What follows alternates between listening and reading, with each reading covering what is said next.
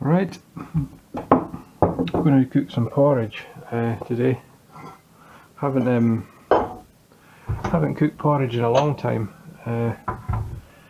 and so I just thought I'd show how I do it.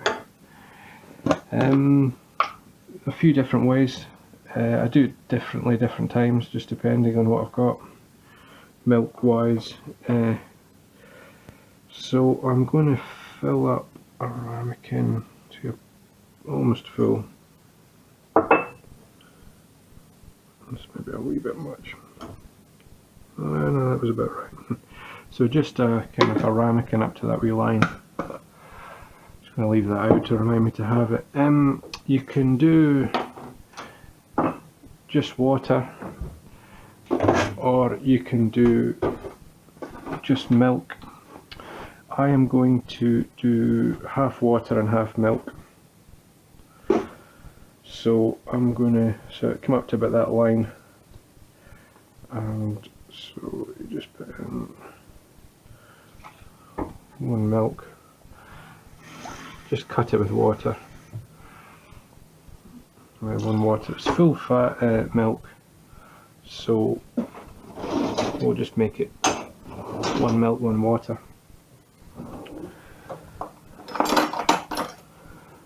And I'm using one of my rubber things, but this is one, like the ones that you've seen in the other videos, these ones here, they're used for curries and yeah, the smell of garlic and stuff, whereas this one is used for kind of baking or non-smelly things, so we'll use it for that.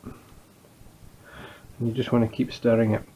So just milk, water, porridge oats, the porridge oat and a good pinch of salt. A wee pinch and a half even, like it on the saltier side. Oh, I'm going to leave the milk out because I'm going to put a bit more milk on it at the end. Jamie Oliver did quite a good video on this, and he kind of covered quite a lot of the different toppings that you can use. Obviously honey is good. I'm going to use some syrup, and I've got some blueberries as well. Basically just going to stick them on the top. These porridge oats I've got are kind of the supermarket. I think these are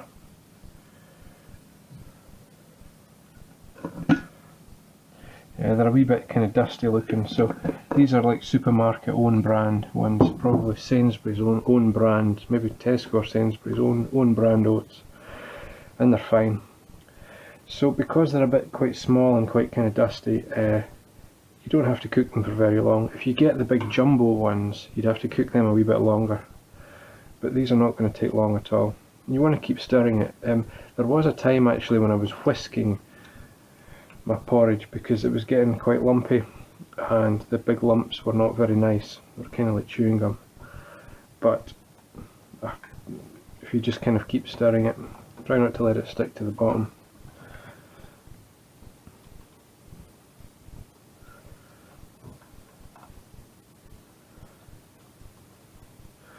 You could actually go 3 parts liquid to one porridge and maybe cook it a bit longer, but I've just gone 2 and it'll be fairly thick. So once it starts bubbling, I'm just going to turn the heat down. And it doesn't take long.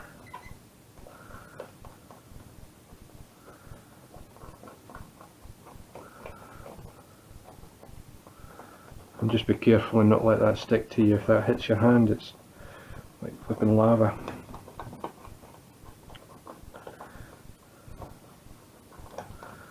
I'm just going to turn that heat off now. As mentioned before, this is a ceramic hob, it's not an induction, so now that I've turned it off, the residual heat is just going to keep bubbling away.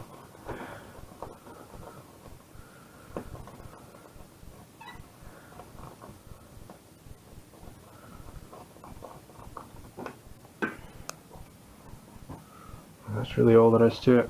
It's all down to the toppings. Yeah, Jamie Oliver did quite a good one on it. He did kind of covered quite a lot of toppings, basically things like fruit, honey, syrup, cream. Cream is really, really good. That's my favourite. But again, that's a kind of a treat. And you know, this is good for you. It's healthy, but lowers your cholesterol apparently. But then, if you put a load of cream on it, you've sort of cancelled that out. So, but this with some cream and syrup and fruit is really, really good. But that's a treat. So it's quite thick. My aunt in Scotland would do this by soaking the porridge, but she might use, rather than the oats, it might be the pinhead oatmeal, and soaks it overnight. And then if you look up a kind of a traditional Scottish cookbook, they'll say soak it overnight in rainwater. That's a bit, it's a wee bit much. I've not really got time for that. So fairly thick on the 2-to-1. You can see it's quite kind of thick.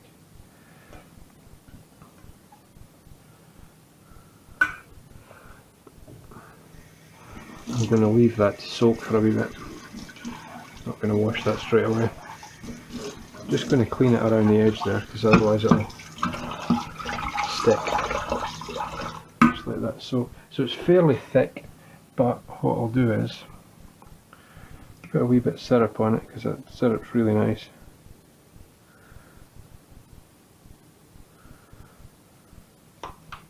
A few blueberries. Just watch with your blueberries. I always kind of look at see, I don't know if you can see that, but these blueberries are in date. They're not very old. I always check both sides of the blueberries like that, because they can have wee bits of mould on them, and that's not very nice. See, what other cookery videos are you watching where they're talking about mould and stuff? But this is real life. This is, I mean, I just bought these blueberries the other day and they're no good, so you really need to check them. I'll just leave these out because I need to finish them. I wonder if it would be good if you cook the blueberries through the porridge so they break down and you create a pink, purpley kind of porridge.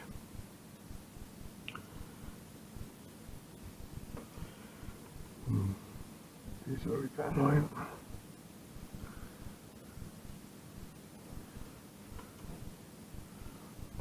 What I should have done is really check these before I started recording, but it's real life. What you're seeing is real life in real time. So pile plenty of these on, and obviously things like strawberries or, you know, any other fruit, raspberries. But what I kind of like to do as well, because that's really, really hot and it's really thick, I like to just cut it with a bit of extra cold milk, fair amount, and then when you cut through that, it's quite nice. It cools it right down. So that's a basic wee bit of porridge. That's full fat milk. So one part porridge to 2 parts liquid, and I've gone half water, half milk, and then just you've seen the length of time I've taken to cook it, and that's done.